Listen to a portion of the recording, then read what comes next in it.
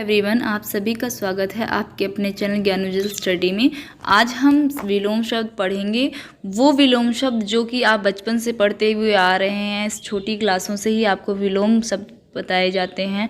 और लेकिन अब जो ये कॉम्पिटिटिव एग्ज़ाम के विलोम शब्द हैं, इसमें और उसमें सिर्फ इतना अंतर है कि पहले जब हमें शुरू में विलोम शब्द पढ़ाए जाते हैं तो वो बहुत आसान होते हैं और हम उसका अर्थ जानते हैं और फटाफट उसका आंसर दे देते हैं। लेकिन ये जो कॉम्पिटिटिव एग्ज़ाम में विलोम शब्द पूछे जाते हैं, ये इनके शब्द जो होते हैं थोड़े से कठिन होते हैं और हम इनका अर्थ नहीं निकाल पाते, जिस कारण ये हमसे गलत हो जाते हैं। तो आज हम कुछ विलोम शब्द ऐसा पढ़ेंगे जो कि हमारी परीक्षाओं में बार बार पूछे जाते हैं और इन्हीं में से बार बार रिपीट होने वाले मोस्ट इम्पॉर्टेंट जो विलोम शब्द हैं वो हम पढ़ने जा रहे हैं।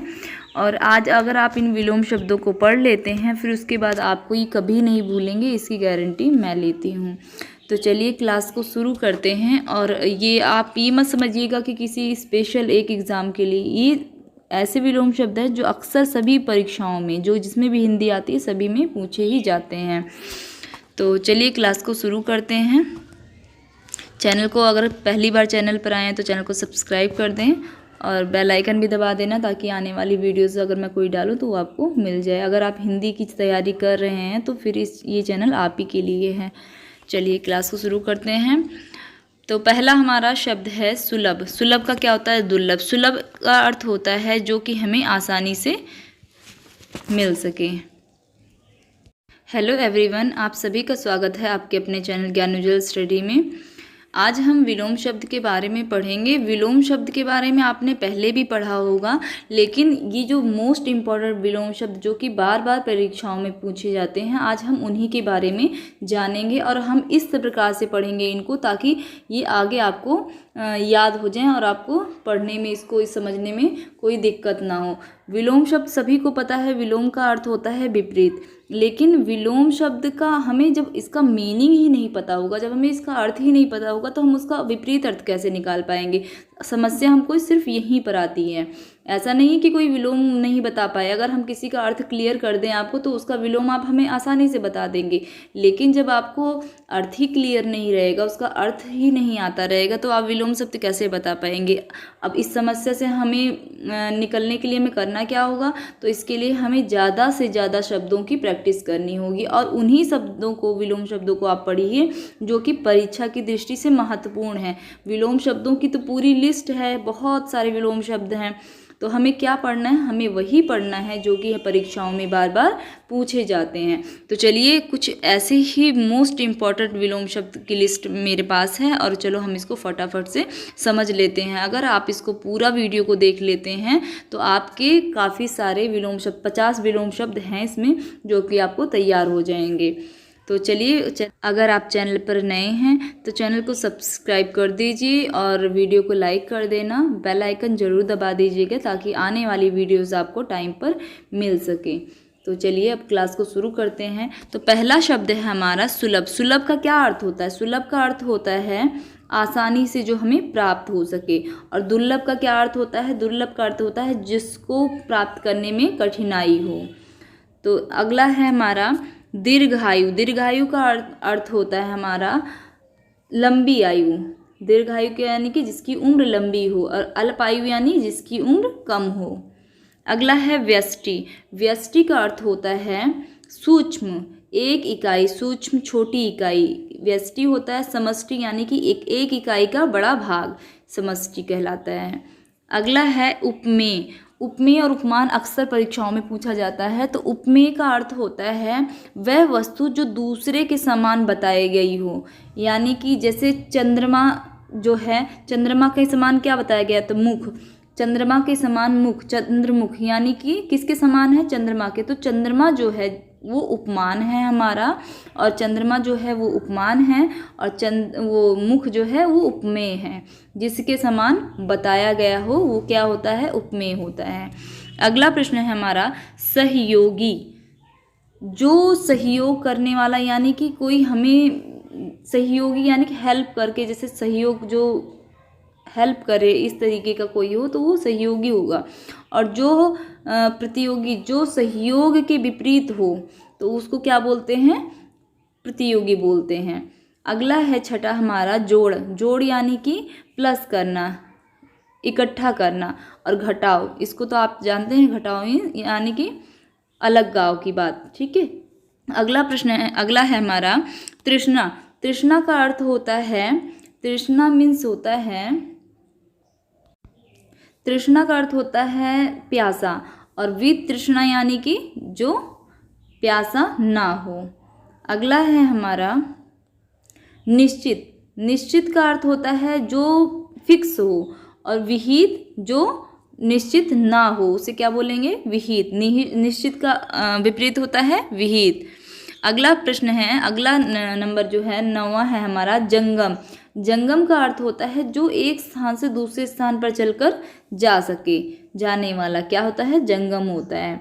और जो एक ही जगह पर रहे उसे क्या बोलते हैं, स्थावर बोलते हैं। तो हमारा जंगम का जो विपरीत होगा वो होगा स्थावर। तो अगला है हमारा विलोम शब्द सृष्टि। सृष्टि का होता है, सृष्टि मीन्स होता है कोई चीज़ बनना, मतलब बनाना, निर्मित करना, एक प्रकार से निर्माण करना किसी चीज़ का। और सृष्टि का विपरीत जो होगा वो होगा प्रलय। निर्माण का विपरीत जो होगा वो क्या होगा, विनाश यानी कि प्रलय। अगला प्रश्न है अज्ञ का होगा विज्ञ। अज्ञ का अर्थ होता है हमारा शून्य, जैसे मूर्ख यानी कि जो शून्य हो, मूर्ख हो, उसको क्या बोलेंगे, अज्ञ बोलेंगे। और अज्ञ का जो विपरीत अर्थ हमारा होगा वो होगा विज्ञ। विज्ञ यानी कि विद्वान, ज्ञानी। आगे का विपरीत होता है विज्ञ, और ये बहुत पूछा जाता है। चलिए अगला है हमारा इसिप्त। इसिप्त का क्या होगा हमारा, इसिप्त का होगा अनिसिप्त। अब इसिप्त का अर्थ क्या होता है, इसिप्त का अर्थ होता है इच्छा, चाहने वाला। जिससे किसी की कोई अभिलाषा हो उसको क्या बोलते हैं, इसिप्त। अनिसिप्त यानी कि बिना अभिलाषा के, बिना इच्छा के। इसिप्त का हमारा होगा अनिसिप्त। साहचर्य। साहचर्य यानी कि जो साथ ही चरने वाला, साथ ही विचरण करने वाला। और साहचर्य का हमारा विपरीत होगा अलगाव। अगला है हमारा विराट। विराट का होगा क्षुद्र। विराट यानी कि बहुत बड़ा, और क्षुद्र यानी कि छोटा, सूक्ष्म। विराट का अपोजिट उल्टा हमारा होगा क्षुद्र। प्रत्यक्ष का होगा परोक्ष। प्रत्यक्ष यानी कि जैसा कि हमें बताया गया है एकदम सेम टू सेम वैसा। प्रत्यक्ष का यानी कि जैसा हमने जिसके बारे में जाना हो एकदम वैसे प्रत्यक्ष। और परोक्ष यानी कि प्रत्यक्ष का विपरीत क्या होगा, परोक्ष होगा। सामान्य। सामान्य यानी कि साधारण, और विशिष्ट यानी कि विशेष। सामान्य का क्या होगा हमारा, सामान्य का होगा विशिष्ट। अमर का क्या होगा, मृत्यु। अमर का अर्थ होता है जो कभी ना मरे, उसे क्या बोलते हैं, अमर। और मृत्यु यानी कि मृत्यु, मरने वाला। उपकार। उपकार का अर्थ होता है कोई, जैसे कोई हमारे साथ कुछ अच्छा करता है उसका एहसान मानना उपकार होता है। और अपकार, कोई भी हमारे साथ कुछ अच्छा करता है उसको हम एहसान मानते हैं, वो है उपकार मानना, ठीक है। और अपकार जो कि ना मानने वाला है ना। उपकार यानी कि, अपकार यानी कि जो हम हमारे साथ कोई अच्छा करे उसको हम ना माने, उसको क्या बोलेंगे, अपकार बोलेंगे। अगला है हमारा तिमिर। तिमिर यानी कि अंधेरा होता है। तिमिर मीन्स अंधेरा, आलोक मीन्स प्रकाश। तिमिर मीन्स अंधेरा और आलोक मीन्स प्रकाश। उक्त का अर्थ होता है ऊपर, अनुक्त मीन्स जो ऊपर ना हो। अगला है हमारा निर्दय। निर्दय यानी कि जिसमें दया ना हो, उसको क्या बोलते हैं, निर्दय। निर्दय का विपरीत जो हमारा होगा वो होगा सदय। क्या होगा, सदय।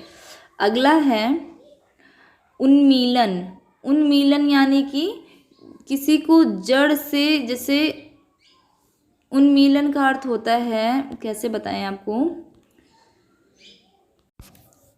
उन्मीलन का अर्थ होता है जैसे कि आँख का पलक का खुलना या खिलना, इस तरीके से। और निमीलन यानी कि पलक का झपकना, बंद होना। अगला है हमारा उत्कर्ष। उत्कर्ष यानी कि बहुत ज़्यादा आकर्षक दिखने वाला, उत्कर्ष। और अपकर्ष यानी कि कम आकर्षक दिखने वाला। अगला है हमारा आविर्भाव, और उसका होगा तिरोभाव। आविर्भाव और का जो विलोम शब्द होगा वो क्या होगा, आविर्भाव का अर्थ होता है प्रकट होना, उत्पन्न होना, ठीक है। और तिरोभाव का यानी कि अदृश्य हो जाना, छिप जाना। अगला है हमारा क्वेश्चन जो है अंतर्मुखी। अंतर्मुखी यानी कि अंदर अपने मन में जो हमारे होता है वो अंतर्मुखी होता है, और बाहिर्मुखी यानी कि जिसको हम बाहर प्रकट कर देते हैं वो क्या होता है, बहिर्मुखी होता है। इसका अंतर्मुखी का विपरीत हमेशा क्या होता है, बहिर्मुखी। अगला है अतिवृष्टि। अतिवृष्टि यानी कि बहुत ज़्यादा वर्षात, एक तरीके से बहुत ज़्यादा वर्षा हो उसको क्या बोलते हैं, अतिवृष्टि। और अनावृष्टि, इसका अतिवृष्टि का विपरीत जो होगा वो क्या होगा, अनावृष्टि।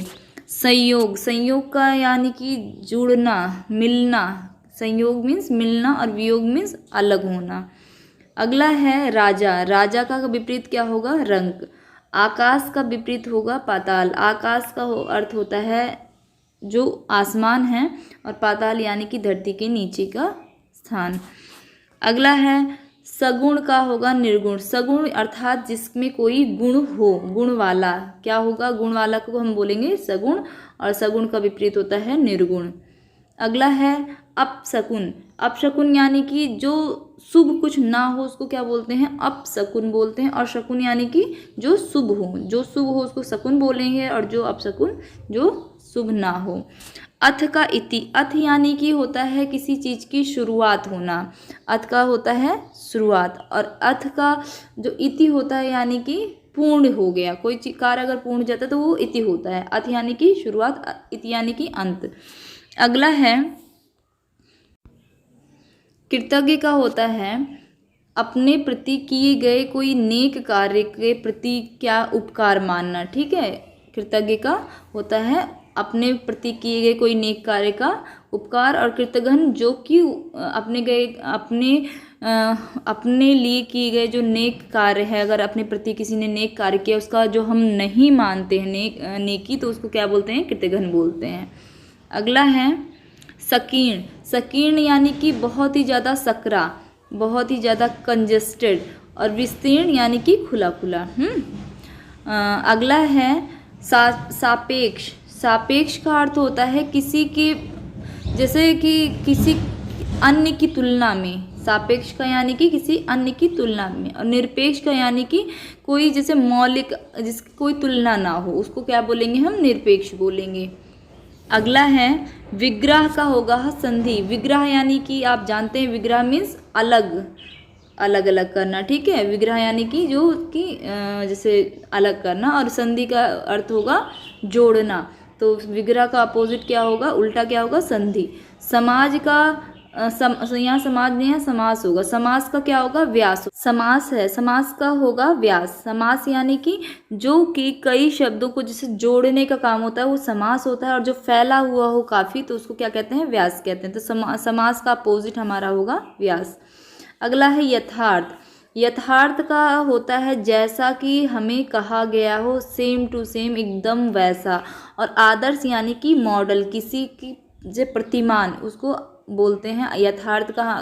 यथार्थ तो जैसा कि कहा गया है, जैसा हमने सुना है, एकदम सेम टू सेम वैसा। और आदर्श यानी कि मॉडल, किसी का कॉपी किया हुआ, उसको बोलते हैं आदर्श। और यथार्थ का अपोजिट क्या होगा, आदर्श। अगला है साधु का असाधु। साधु यानी कि जो बहुत अच्छे स्वभाव वाला, जिसका स्वभाव नेचर बहुत अच्छा हो, साधु की संत की प्रवृत्ति का। असाधु यानी कि दुष्ट टाइप का, ठीक है। अगला है हमारा ऋजु। ऋजु का मतलब होता है एकदम सीधा। ऋजु का मतलब होता है सीधा, और वक्र का मतलब होता है टेढ़ा, ठीक है। चलिए अगला है आकलन का हमारा होगा विकलन। क्या होगा आकलन का, विकलन। आकलन यानी कि किसी चीज़ की गणना करना, और विकलन किसी चीज़ की गणना ना करना। अगला है हमारा चिरायु का होगा स्वर अल्पायु। चिरायु यानी कि लंबी आयु, और चिरातन काल तक चलने वाली आयु, चिरायु है ना, लंबी आयु। और स्व अल्पायु यानी कि छोटी उम्र। अगला है विनीत। विनीत का हमारा है उद्दत। विनीत यानी कि बहुत ही ज़्यादा सरल स्वभाव वाला, और उद्दत यानी कि उदंड स्वभाव वाला। तो विनीत का क्या होगा, उद्दत। आधार का होगा निराधार, आधार जिसका बेस हो, निराधार जिसका बेस ना हो, जिसका आधार ना हो। अगला है विपत्ति, विपत्ति का होगा संपत्ति। विपत्ति का अर्थ होता है संकट, परेशानी, और संपत्ति का अर्थ होता है सौभाग्य, सुख। ठीक है, तो विपत्ति का हमारा विपरीत होगा संपत्ति, बहुत पूछा जाता है ये भी परीक्षाओं में। गौरव का होगा लाघव, गौरव यानी कि कोई गौरवशाली, बहुत ही ज़्यादा महान, और लाघव यानी कि छोटा। गौरव यानी कि बहुत ज़्यादा महान और लाघव उसका अपोजिट होगा। ठीक है, अगला है हमारा वादी। वादी का विपरीत होगा प्रतिवादी। वादी यानी कि किसी एक वाद को मानने वाला। ठीक है, किसी वाद को मानने वाला, और प्रतिवादी जो कोई वाद को ना मानता हो। अगला है हमारा लघु। लघु का अर्थ होता है छोटा, और गुरु का अर्थ होता है बड़ा। अगला है हमारा कनिष्ठ। कनिष्ठ यानी कि जो सब में छोटा हो, और वरिष्ठ का अर्थ होता है जो सब में बड़ा हो। अगला है हमारा ग्रस्त। ग्रस्त का अर्थ होता है जो किसी से जैसे कोई बीमारी से ग्रस्त, किसी चीज़ से ग्रस्त। ग्रस्त यानी कि उसी में उसको यानी कि उस दिक्कत से व्यस्त, और मुक्त का यानी कि उससे अलग। ग्रस्त यानी कि उसी में लिप्त, और मुक्त यानी कि वो अलग। तो ये सब थे मोस्ट इम्पॉर्टेंट जो परीक्षाओं में बार बार पूछे जाते हैं विलोम शब्द। ऐसे ही विलोम शब्द की 1-2 लिस्ट और मैं लाऊंगी, जिससे कि आपका विलोम शब्द जहाँ से पूछे जाते हैं वो सारा आपका कंप्लीट हो जाए। वीडियो आपको कैसे लगी ज़रूर बताइए कमेंट करके, और चैनल पर पहली बार आए हैं तो चैनल को सब्सक्राइब जरूर कर देना। हिंदी से रिलेटेड आपको सारी वीडियोज़ यहाँ पर उपलब्ध मिलेंगी। Thank you very much.